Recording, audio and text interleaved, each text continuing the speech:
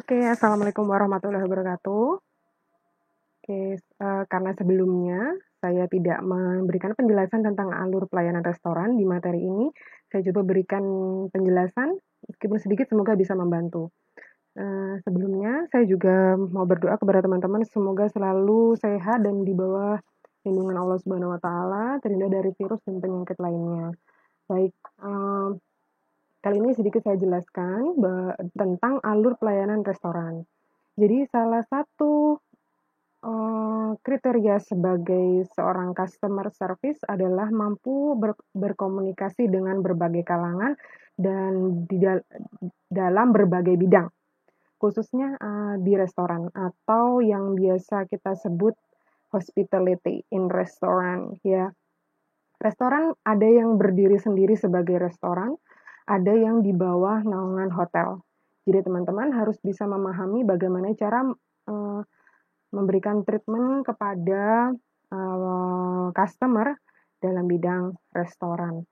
Baik, yang pertama yang teman-teman harus lakukan adalah melakukan penanganan pemesanan tempat. Karena dia bidang kulineri dan pelayanannya itu ada yang disiapkan di tempat, maka Anda perlu mengetahui bagaimana cara menangani customer yang melakukan pemesanan tempat. Pemesanan tempat biasanya dilakukan karena ada jam-jam khusus atau jam-jam sibuk dan customer itu menghindari itu. Jadi Anda harus bisa menangani ini.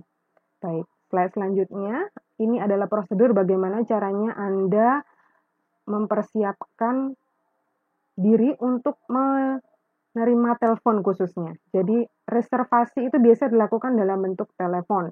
Dan dalam bentuk telepon ini, kemampuan phone handling Anda juga dipergunakan, baik dalam bahasa Inggris maupun dalam bahasa Indonesia. Yang pertama-tama harus kalian lakukan adalah menyapa tamu atau calon pelanggan Anda melalui telepon. Good afternoon, Oriental Cafe, Dini speaking, how may I help you? Atau dalam bahasa Indonesia, selamat siang, Cafe Oriental, dengan Dini, ada yang bisa saya bantu. Jadi berbicara dengan suara yang jelas, ramah, dan sopan, seperti yang kita pelajari dalam English for Business and Secretary. Selanjutnya, ada hal-hal yang perlu Anda catat, yaitu jumlah orang yang akan datang, nama pemesan, tanggal dan jam kedatangan, nomor kamar atau nomor yang bisa dihubungi jika restoran itu berada di bawah kendali atau di bawah manajemen hotel. Permintaan khusus seperti area bebas rokok atau area tempat pribadi yang ingin dilakukan, mungkin ada ingin dinner berdua atau hanya dengan keluarga saja, mungkin itu bisa dipesankan private room. Setelah selesai mencatat semuanya, Anda melakukan konfirmasi atau mengulang rincian data pemesanan. Nah, itu cara bagaimana Anda memperlakukan reservasi atau pemesanan tempat dalam restoran. Selanjutnya menyambut tamu. Nah, ini sudah bisa dilakukan ketika tamu itu sudah datang di restoran Anda. Dalam industri jasa, kesan pertama sangat mempengaruhi image tamu. Oleh sebab itu, penyambutan yang baik sangat berperan. Jika mengetahui nama tamu, sambut dengan cara menyebutkan namanya. Hindari menyambut dengan menanyakan apakah sudah memesan tempat atau belum. Ya, jadi Anda perlu menyapa dulu dengan greeting yang baik. Memberi tempat duduk. Setelah Anda tahu bahwa dia reservasi, arahkan ke tempat duduk yang sudah dipersiapkan. Atau belum, Anda tanya bisa untuk berapa orang, nanti Anda bisa menyesuaikan kursi atau tempat duduk yang tersedia di restorannya. Oke.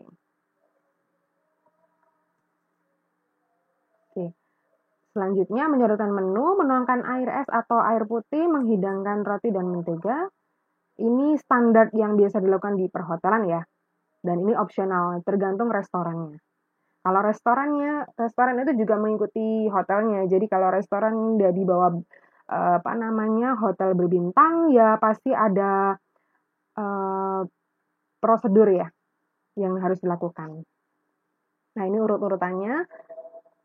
Oke. Menangani pembayaran tamu. Apabila tamu setelah makan dan minum, maka pramusaji harus segera menghubungi kasir untuk mempersiapkan bon tagihan kepada tamu. Hal ini dilakukan agar tamu tidak menunggu lama, ya. Jadi Anda harus aware atau sadar apa yang sedang dilakukan oleh tamu. Apakah mereka siap untuk leaving the place atau masih ingin berbincang? Anda bisa melihat atau melihat ya situasi yang ada pada tamu. Oke. Anda bisa baca di situ. Pertama, tamu akan membayar kontan atau menggunakan kartu kredit. Jadi biasanya ini pramusaji harus bertanya kepada customer mau cash atau menggunakan kartu ya. Yang kedua, untuk khusus tamu yang tinggal di hotel, diperbolehkan menandatangani bill tersebut untuk kemudian ditagihkan pada saat tamu akan check out ya. Ini prosedural sekali kalau yang ini ya. Mengantarkan tamu adalah suatu tindakan terpuji apabila ada seseorang mengantarkan tamu sampai ke pintu keluar. Pramusaji harus selalu mengucapkan terima kasih atas kedatangan tamu tersebut ke restoran dan mengharapkan atau mengundang para tamu untuk berkunjung kembali. Mungkin pramusaji itu biasanya juga berperan sebagai marketing ya. Jadi di akhir-akhir para tamu itu akan pulang, biasa ditawarkan untuk hari Jumat mungkin ada event apa bisa datang begitu. Setelah itu menata meja. Yang ini setelah tamu meninggalkan meja, pramusaji segera membersihkan dan menata kembali meja tersebut agar tamu lain yang datang dapat segera menempatinya. Ini harus segera dilakukan supaya apa? Supaya setelah tamu yang sebelumnya pergi atau sudah selesai dengan pelayanan atau menikmati hidangan atau sudah pulang, maka tamu yang akan datang siap menempati meja atau menikmati di restoran tempat kalian bekerja.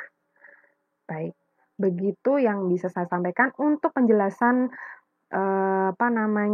alur pelayanan restoran. Oke. Untuk selanjutnya saya juga mau mengingatkan bahwa ada hal-hal yang perlu diperhatikan. Ini out of context ya. Jadi ada kemampuan intrapersonal sama interpersonal ya. Dan interpersonal skill ini harus dimiliki oleh seorang customer service. Kenapa demikian? Silakan teman-teman melihat ya. Interpersonal skill seseorang tercermin dari 1. Kemampuan berkomunikasi, membangun hubungan baik, kemampuan memotivasi, dan kemampuan kepemimpinan. Kemampuan memasarkan diri sendiri, dalam arti yang marketing yang positif, kemampuan bernegosiasi, kemampuan berpresentasi, kemampuan berkomunikasi di depan publik. Jadi interpersonal ini adalah kemampuan komunikasi di mana Anda bisa berkomunikasi dengan lawan bicara, bukan dengan diri sendiri. Kalau intrapersonal itu adalah komunikasi dengan diri sendiri. Apa yang Anda inginkan itu dikomunikasikan dengan diri sendiri. Tapi kalau interpersonal Anda berkomunikasi dengan orang lain, berkomunikasi dua arah ya. Ya, kenapa seorang customer service officer itu harus memiliki kemampuan interpersonal skill?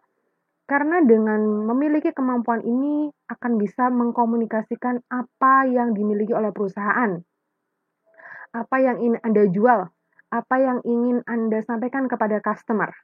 Oke, jadi sebagai seorang customer service officer, apapun ya, apapun, entah di perhotelan, perbankan, atau apapun itu harus memiliki kemampuan interpersonal skill.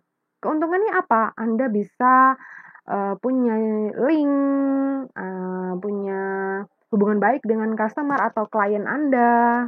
Anda bisa mengkomunikasikan barang dagangan Anda bisa mengkomunikasikan produk dan jasa yang sedang Anda jual ya.